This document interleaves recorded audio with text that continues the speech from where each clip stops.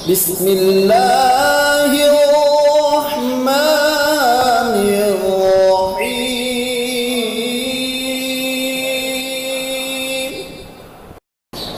وَإِذَا قُرِئَ الْقُرْآنُ فَاسْتَمِعُوا لَهُ وَأَنصِتُوا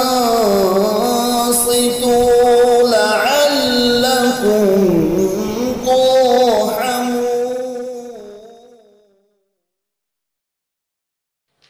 اعوذ باللہ من الشیطان الرجیم بسم اللہ الرحمن الرحیم۔ مکہ مسجد لیڈز کی خوبصورت مسجد میں مقامات کے بارے میں کچھ مختصر سا میں عرض کرنا چاہتا ہوں۔ مقامات جو ہے قرآن مجید کی جب آیات کریمہ کی تلاوت ہوتی ہے تو قاری تلاوت کرنے والا کسی نہ کسی مقام پر کسی نہ کسی آیت کو ضرور ایک مقام میں پڑھتا ہے۔ بعض اوقات ایسا ہوتا ہے کہ قاری جب پڑھتا ہے تو اسے معلوم یہ نہیں ہوتا کہ میں کون سا مقام پڑھ رہا ہوں، حالانکہ وہ پڑھ رہا مقام ہی ہوتا ہے۔ اور بعض قراء ایسے ہیں کہ وہ سمجھ کے پڑھتے ہیں کہ اب میں اس مقام میں ہوں، اس کے بعد میں نے اس مقام پہ جانا ہے، اس کے بعد میں نے اس مقام میں جانا ہے، اس کے بعد میں نے اس مقام پر جانا ہے، اور پھر اس کے بعد میں ختم کر دیتا ہوں۔ اور ہر قاری اپنی تلاوت کے اندر کم از کم 3-4 مقامات ضرور پڑھتا ہے، اور بعض قاری ایسے بھی ہیں کہ ایک ہی تلاوت کے اندر سارے مقامات پڑھ لیتے ہیں۔ اور یہ ضروری نہیں ہے کہ ایک تلاوت کے اندر سارے مقامات پڑھے جائیں، 2 پڑھ لے، 3 پڑھ لے، 4 پڑھ لے، 5 پڑھ لے، کوئی ضروری نہیں ہے کہ ان سارے ہی مقامات کو ایک ہی تلاوت میں جو ہے نا پڑھا جائے۔ جیسے مصر کے مشہور قاری ہیں شیخ مصطفیٰ اسماعیل، وہ ان کی اگر آپ تلاوت سنیں گے تو کبھی کبھی وہ پوری تلاوت کے اندر سارے مقامات پڑھتے ہیں، اور کبھی ایسا ہوتا ہے کہ چند مقامات پڑھتے ہیں۔ اور اسی طریقے سے استاد شہاد محمد انور جو مقامات کے اندر بہت ماہر مانے جاتے تھے، وہ اپنی تلاوت کے اندر اکثر یہ کوشش کیا کرتے تھے کہ سارے کے سارے مقامات کی تلاوت کی جائے۔ اور اسی طریقے سے شیخ بیسونی جو مصر کے قاری ہیں وہ بھی اسی طریقے سے کرتے تھے۔ عرض کرنے کا مقصد یہ ہے کہ قاری جو تلاوت کرنے والا ہو تو وہ کوشش کرے کہ سیکھ کر مقامات کو کہ میں نے جو تلاوت کرنی ہے وہ کس مقام میں کرنی ہے، اور اس مقام کے بعد میں نے کس مقام پر جانا ہے، یہ ہر قاری کی کوشش ہونی چاہیے اور اس کو سیکھنا چاہیے۔ ہاں اگر کسی کو نہیں آتا تو مقامات وہ نہیں جانتا، مگر پھر بھی وہ جو قاری پڑھنے والا ہوتا ہے وہ کسی نہ کسی مقام کو ضرور پڑھ رہا ہوتا ہے۔ میں مختصراً خلاصتاً عرض کرتا چلوں کہ بڑے مقامات جو ہیں جو پڑھنے کے جو بڑے مقامات ہیں وہ 7 ہیں، اور ہر ایک مقام کی 3 کیٹیگریاں ہیں۔ قرار ہے، پھر جواب ہے، پھر جواب الجواب ہے۔ بعض قاری صاحبان ایسے ہیں کہ قرار پڑھتے ہیں، جواب پڑھتے ہیں، جواب الجواب نہیں پڑھتے، یہ بھی ٹھیک ہے۔ اور بعض قاری صاحبان ایسے ہیں کہ قرار پڑھتے ہیں اور اس کے بعد فوراً جواب الجواب میں چلے جاتے ہیں، یہ بھی ٹھیک ہے۔ 3 کیٹیگری ہیں ہر مقام کی، بیات کی، سبا کی، سکہ کی، نہاوند کی، رست کی، جارگاہ کی، حجاز کی۔ اور قرار ہے، جواب الجواب ہے۔ ایک بات تو یہ ہے۔ دوسری بات یہ ہے کہ یہی نہیں ہے کہ یہی 7 مقامات ہیں، ان 7 مقامات کے علاوہ ان 7 مقامات کے بہت سارے فروع ہیں۔ اب فروع کے اندر ہم نہیں جائیں گے، اس لیے فروع کے اندر نہیں جائیں گے کہ اگر ہم فروع کے اندر جائیں گے تو اس کے لیے ایک تو بہت بڑا وقت درکار ہے، اور اس کے لیے تو ایک سیکھنے والے کو کسی مستند قاری کے پاس بیٹھ کر ایک بہت عرصہ اس کو سیکھنا ہے کہ ان فروعات کو کیسے پڑھا جائے۔ اب فروعات ہر مقام کے بہت سارے فروعات ہیں، ہم اس طرف نہیں جائیں گے.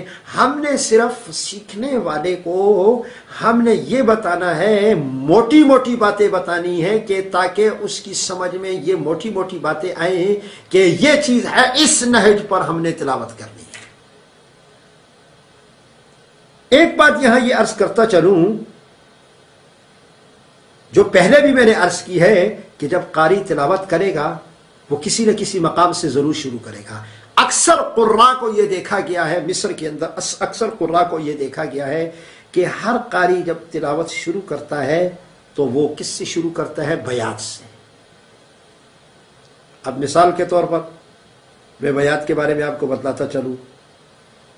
مثال کے طور پر بیات کون سا مقام ہے؟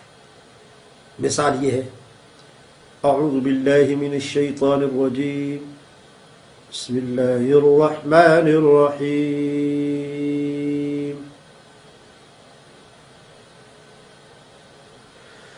قل انما انا بشر مثلکم یوحى الی انما الہکم.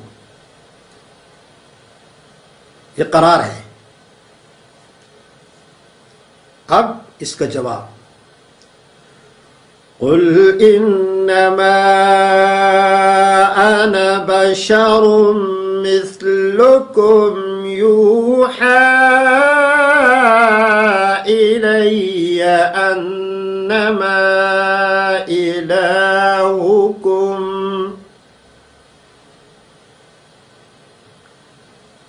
اس کا جواب الجواب،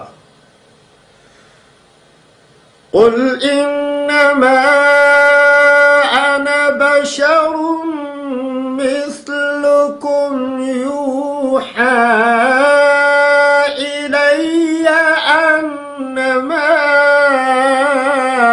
الہکم. یہ بیات ہے. اب اس کے اندر شروع کے اندر قرار ہے.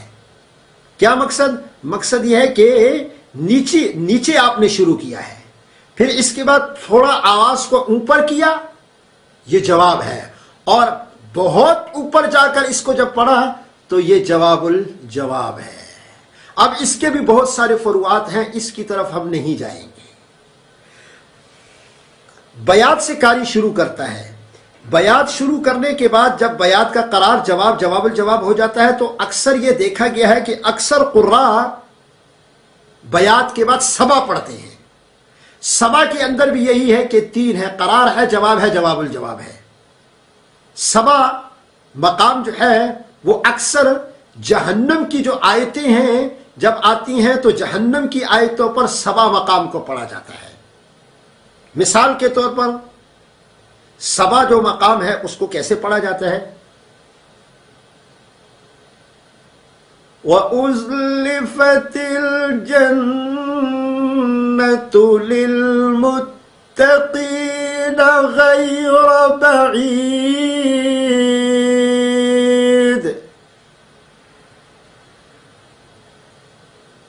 وَأُزْلِفَتِ الْجَنَّةُ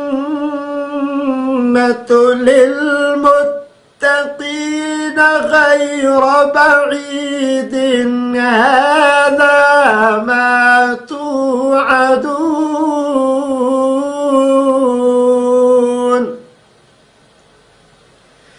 هَذَا مَا تُوعَدُونَ لِكُلِّ أَوَّابٍ حَفِيظٍ.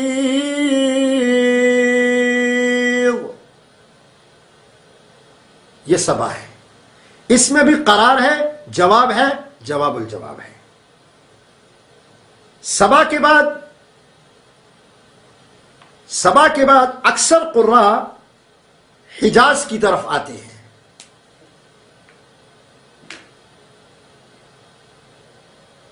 حجاز کے بھی 3 اسٹیپ ہے، قرار ہے، جواب الجواب ہے. مثال کے طور پر حجاز کیسے پڑھا جاتا ہے؟ حجاز یہ ہے،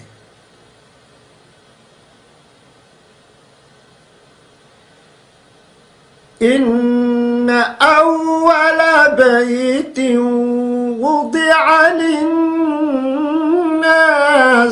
للذي ببكة مباركا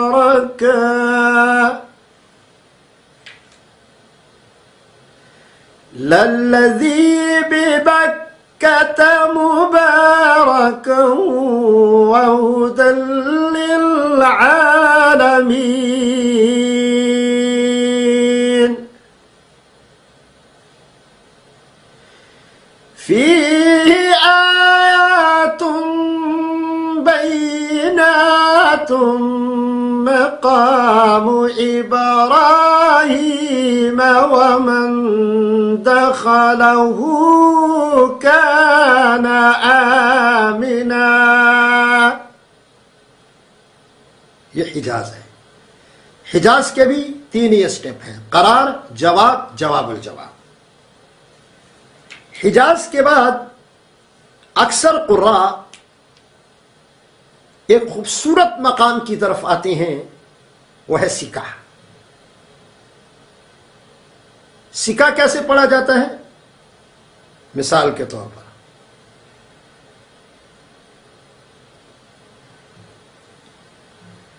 या अय्युहन नबिय्यु इन्ना अरसलनाका शाहिदा या अय्युहन नबिय्यु इन्ना अरसलनाका शाहिदन व मुबश्शिरन व नज़ीरा وداعيا إلى الله بإذنه وسراجا منيرا وبشر المؤمنين بأن لهم من الله فضلا कबीरा। ये सिका है। सिका के भी 3 स्टेप है, जैसे मैंने पहले कहा, करार, जवाब, जवाबुल जवाब। और उसके बाद मकामे निहावन, इसके भी 3 स्टेप हैं। मिसाल के तौर पर وإذ قال إبراهيم رب أرني كيف تحيي الموتى وإذ قال إبراهيم رب أرني كيف تحيي الموتى قال أولم تؤمن قال بلى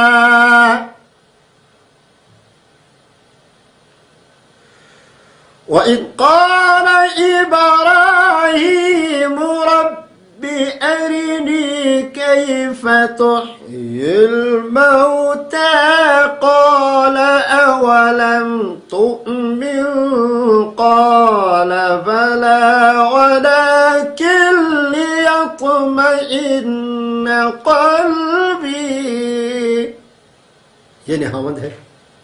इसके भी 3 स्टेप मैंने जैसे पहले कहा, करार, जवाब, जवाबुल जवाब है। फिर उसके बाद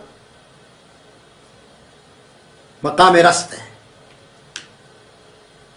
मकाम रस्त के भी 3 स्टेप हैं। मिसाल के तौर पर वद्दुहा वल्लैलि इज़ा सजा मा वद्दअक रब्बुक वमा क़ला वललआखिरतु खैरुन लक मिनल ऊला वलसौफ يعطيك ربك فترضى